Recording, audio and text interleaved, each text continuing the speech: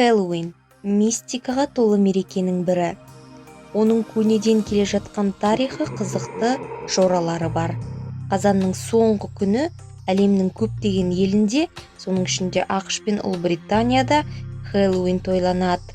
31 қазан мен 1 қараша аралығында атап өтілетін Хэллоуин бүгінде Қазақстанда да танымал бола түсті.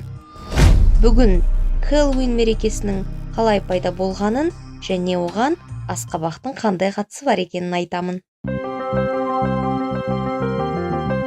Сонымен не дейді? Бірге тамашалайық. Біреу білсе, біреу білмес, қазіргі Хэллоуин ежелгі кельт тайпаларының Самэйн атты мейрамымен, яғни өлілер патшасы атымен байланысты. Бұл дата 2 маусымның күз бен қыстың тоғысқан сәтінде тойланған. Шаруашылықтың аяқталғанын және жаңа жылдың басталғанын білдірген. Осылайша кельттердің жаңа жылы ретінде атап өтілген. Ежелгі кельт тайпалары жылды 2-ге бөлген: қыс және жаз. Бұл мереке егін жинаудың аяқталуын және қысқа көшуді білдіреді. Осы күннен бастап кельттердің дәстүрі бойынша қыс басталған. Бұл мереке христиан діні келмей тұрып пайда болған.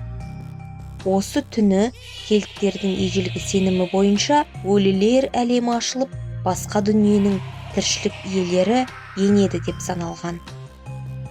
Рухтар мен жындардың құрбаны болмау үшін кельттер үйлеріндегі шамдарын өшіріп, шақырылмаған қонақтарды қорқыту үшін аң терісін үстілеріне киген. Көшеде, үйдің кіреберісінде жындарға арнап тамақ қалдырып, өздері жағылған оттың жанында жиналып, құрбан шалған.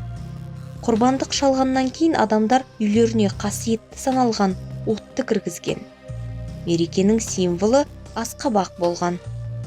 Бұл жаздың және егіннің аяқталуын білдірген. Сонымен бірге зұлым рухтарды қасиетті отпен қорқыту үшін қолданылған. Бастапқыда мерекеге All Hallows Eve немесе All Hallows Eve, барлық әулиелер мессасы деген атау берілген екен. Ал кейінірек ол Halloween, ал соңында Halloween дегенге өзгеріп келген екен. Хэллоуин бүгінде $миллиард қаражат салынатын индустрияға айналды. Тәтті кәмпиттер, қорқынышты фильмдер, сәнді костюмдер, әртүрлі шаралар осының дәлелі. Ал шіркеу бұл дәстүрге айналып кеткен мерекемен ұзақ уақыт күрескен екен. Пұтқа табынушылық болып есептелетін мереке сақталып қана қоймай, сонымен бірге халық санасында шіркеуге қатысты деген пікір тудырған.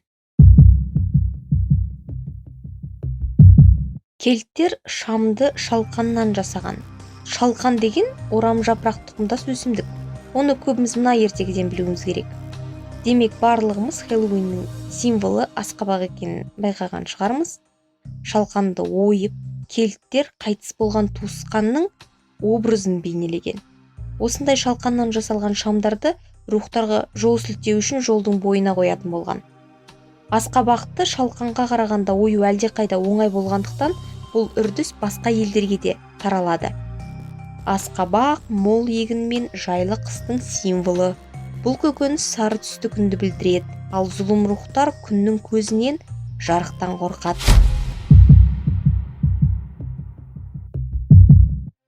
Аңыз бойынша Джек ішімдікті жиі ішетін ұста. Ол шайтанды 2 рет алдаған. Айлакер Джек шайтанды өзін тозақ отынан сақтауға көндірген. Бірақ оның өмірі мастыққа және күнәға толы болғандықтан, ол қайтыс болғаннан кейін жұмаққа кірмей қалған.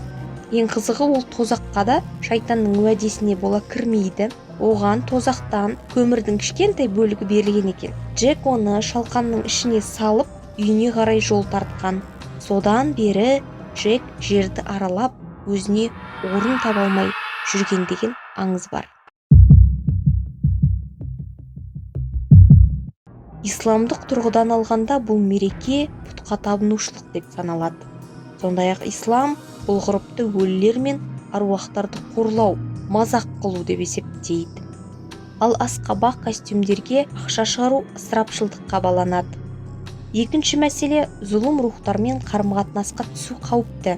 Ислам кез келген сиқырға, болашақты болжау арқылы білуге тыйым салады.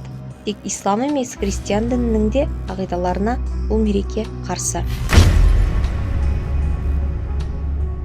Достар, егер видео ұнаған болса, бізге жазылуды ұмытпаңыздар, әлі талай қызықты видеомен бөлісетін боламын.